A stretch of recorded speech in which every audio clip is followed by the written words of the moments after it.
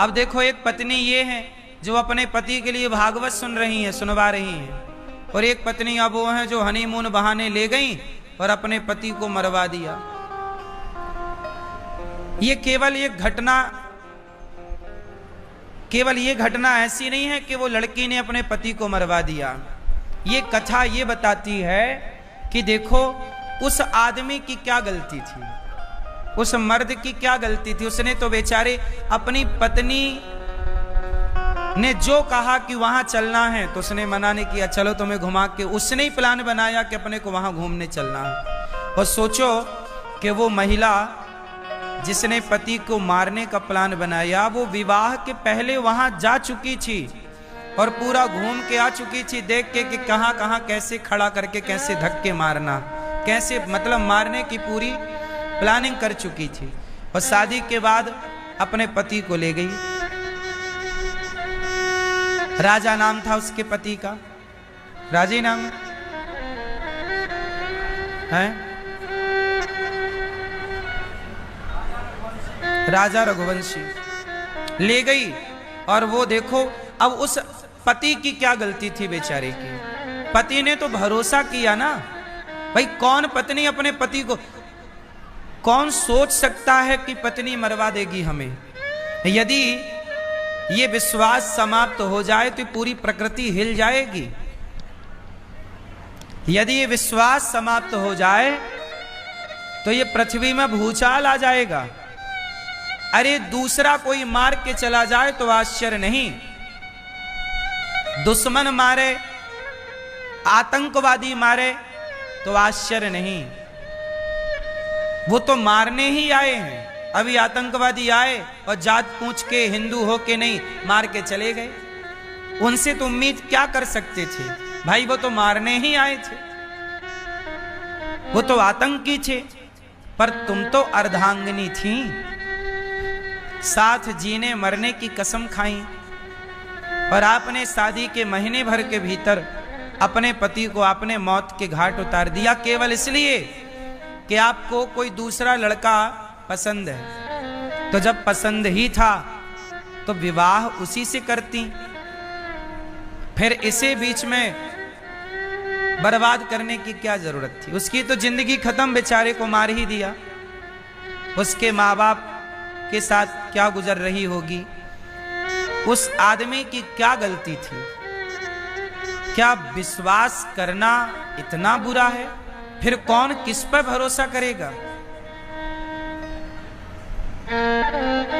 मेरी माँ एक बात बताऊं, ये जो हाल आज देखने को मिल रहे हैं ना, इससे आप ये समझो कि इंसानियत खतरे में जा रही है। आप कितना भी विकास कर लो,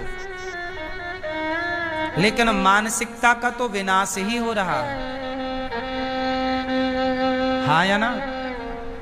ये मानव जाति का सबसे बड़ा ह्रास है, पतन है। इससे बड़ा पतन इंसान का और क्या हो सकता है। जिस देश की नारियां अनसुईया होती हैं, जिस देश की नारियां सावित्री बनकर यमराज के मुंह से अपना पति वापस ले आती हैं, उस देश की नारियां अपने पति को मरवा डालती हैं। ये सुनने में कितना अजीब है, कितना भयंकर है। इसलिए मेरी मां, आजकल का युग है कि शादी ब्याह करने के पहले अपनी बेटियों को, अपने बेटों को बहुत अच्छे से समझ लो, जान लो, परख लो। लड़की की मां, उस मां को भी नहीं पता था कि मेरी बेटी ऐसी है। कोई थोड़ी जानता है कि कोई कैसा है, व्यक्ति तो भरोसा करता है। इसलिए आप लोग अपने बच्चों को संस्कार दीजिए। यदि आज कोई रक्षा कर सकता है आपकी, आपके बच्चों की और इस देश की, तो रक्षा कौन कर सकता है। पुलिस रक्षा कर पाती तो राजा की रक्षा कर लेती, ना मरता। सेना रक्षा कर पाती तो कर लेती, ना मरता। यदि कोई रक्षा कर सकता है आपके परिवार की और आपके रिश्तों की, तो वो केवल एक है, संस्कार। बेटी को बढ़िया संस्कार दिए जाते तो ये खुरापात जन्म ही क्यों लेता खोपड़ी में? हाँ या ना? भाई सेना तो बॉर्डर की रक्षा के लिए है, पुलिस तो देश की व्यवस्था के लिए है, पर संस्कार घर के भीतर की व्यवस्थाओं में काम करता है। इसलिए आज की जो जनरेशन है, आज के जो बच्चे हैं, वो हरकत ये इसलिए कर रहे हैं क्योंकि संस्कारहीन है। अब बताओ संस्कार क्या है? सबसे बड़ा संस्कार क्या है? चरित्र का संस्कार ही श्रेष्ठ संस्कार है। आजकल की कुछ लड़कियां, कुछ लड़के क्या हो रहे हैं? चरित्रहीन हो रहे हैं। अब चरित्रहीन हो गए। वो लड़की का किसी और लड़के से चक्कर था, अब उसको करनी पड़ी शादी किसी और लड़के से। तो कहावत कहते ना, दिल लगा गदही से तो परी किस काम की। जबकि वो लड़का देखने में कितना सुंदर था जिसको मार दिया, और वो जिसके संग उसका चक्कर था वो कितना घटिया दिख रहा है। ऐसे ही हाल वो ड्रम वाले केस में भी था कि अपने सुंदर पति को मारकर ड्रम में पैक कर दिया और एक घोचू लाल के संग भाग गई। आजकल ये लड़कियों की पसंद क्या हो रही है? इन्हें घोचू ही पसंद आ रहे हैं।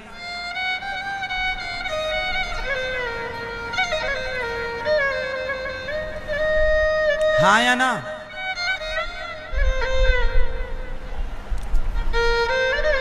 कमी किसकी है बताओ? थोड़ा संस्कार होता चरित्र का कि नहीं, मुझे विवाह के पहले किसी लड़के के साथ नहीं रहना। एक लड़की आई मेरे पास अभी 2 दिन पहले, प्रश्नोत्तरी में भी पूछा उसने। वो लड़की बोली, गुरुजी मैं एक लड़के के साथ रहती थी, उसने बोला मैं शादी करूंगा, तो मैं उसके संग रिलेशन में चली गई और अब वो कह रहा मैं शादी नहीं करूंगा। ये मैं एक सवाल पूछूं, शादी कर लेना बहुत अच्छा है, विवाह कर लेना बहुत अच्छा है, पर विवाह के पहले जो आप रिलेशन बना लेते हैं, शारीरिक शोषण जो आप अपना करा लेते हैं या कर लेते हैं, ये बहुत हानिकारक है, स्त्री के लिए भी और पुरुष के लिए भी। बोलो हाँ। इसलिए कहता हूं कि शादी विवाह के पहले तक तो ब्रह्मचारी ही रहना चाहिए। पहले की यही परंपरा थी। अब आज के लड़के होशियार हैं, शादी हुई नहीं पहले ही उनका मन भटकने लग जाता है और वो अपना शारीरिक पूर्ति करने लग जाते हैं। उन्हें पता नहीं है, लेकिन उसके दुष्परिणाम क्या है। एक दूसरी बहन आई, उसने कहा गुरुजी हमारी बहन है, उसने विवाह किया और विवाह करने के बाद, बहुत ध्यान से सुनना, ये बात आपके काम आएगी भविष्य में। एक लड़की ने विवाह किया, विवाह के कुछ दिनों बाद पता चला कि उसके पति को एड्स की बीमारी है, एड्स है। तो डॉक्टरों को दिखाया, भाई ये कैसे हुआ? तब उस डॉक्टर ने बताया कि इस आदमी का बहुत सारी स्त्रियों से चक्कर था, तो ये एड्स हो गया।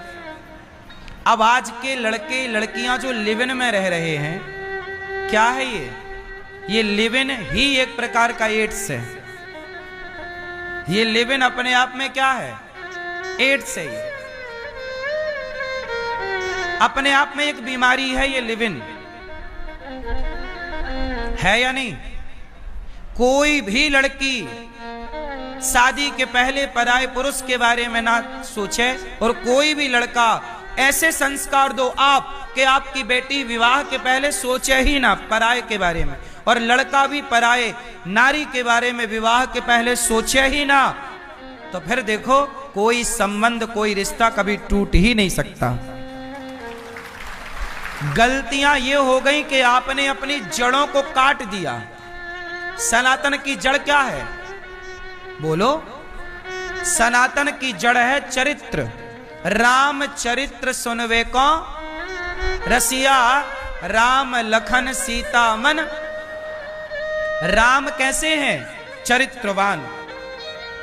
राम की पूजा होती है, राम की नहीं, राम के चरित्र की पूजा होती है। राम का चरित्र ऐसा है कि राम के आगे कोई स्त्री आती है तो राम उसे माता कह के बुलाते हैं, गलत निगाहों से कभी दृष्टि नहीं डालते। ये राम का चरित्र है। माँ बाप ने जो कह दिया स्वीकार कर लिया। ये चरित्र इस देश का रहा है। इस देश में ऐसा चरित्र नहीं था कि आप विवाह के पहले 17 जगह मुंह मारते रहो।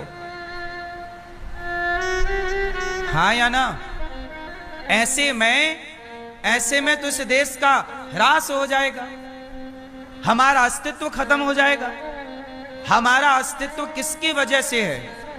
हम सनातनियों का अस्तित्व ही संस्कारों की वजह से है। हम दुनिया में आज खड़े हैं तो टेक्नोलॉजी के बल पर नहीं, केवल अपने संस्कारों और अपने विचारों के बल पर।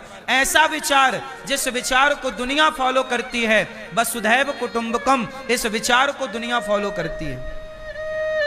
वसुधैव, बोलो वसुधैव कुटुंबकम, मतलब पूरा विश्व हमारा परिवार है। इस विचारधारा को पूरी दुनिया स्वीकार करती है। गीता को, गीता के ज्ञान को पूरी दुनिया स्वीकार करती है। भारत के संस्कार सारी दुनिया में सराहे जाते हैं, पूजे जाते हैं। आज विदेशों की महिलाएं साड़ी पहनने लग गईं, मंडप गढ़ने लग गया। जो जानते नहीं कि मंडप मंडप क्या होता, तेल चढ़ता, हल्दी चढ़ने लग गई। भारतीय विधि विधान से विदेशों में विवाह चालू हो गए और भारत में विदेशों के हिसाब से ब्याह चालू हो गए। मतलब हम विदेशी महिलाएं मांग भरने लग गईं। गुड मॉर्निंग, गुड आफ्टरनून की जगह जय श्रीमन नारायण, जय श्री कृष्णा बोलने लग गईं, भगवान का नाम बोलने लग गईं, कीर्तन करने लग गईं, प्रभात फेरियां विदेशी लोग निकालने लग गए। और तुम 10 बजे तक सोकर नहीं उठते। ह्रास हो जाएगा।